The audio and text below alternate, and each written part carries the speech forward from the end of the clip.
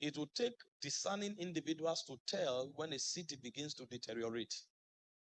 Because the cities and the geographical locations where we find ourselves, unfortunately, when you read the Bible, you discover we are not the only inhabitants of the territories. Every territory where you find people, there are also spirits advancing their own agenda and facilitating their own purposes.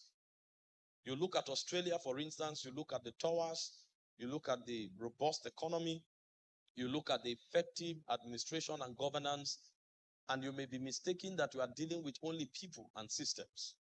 But when you read the Bible, one thing you discover is that for every geographical territory you find yourself in, there are also spirit entities in those territories. In fact, Jesus made us understand that there would always be a contention between spirits, between light and darkness.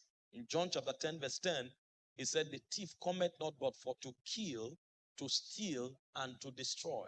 He said, but I am come that you might have life and life to the full. So anywhere you find yourself, there are two spiritual governments trying to exert dominion over the territory. Jesus said usually it's the thief that comes first.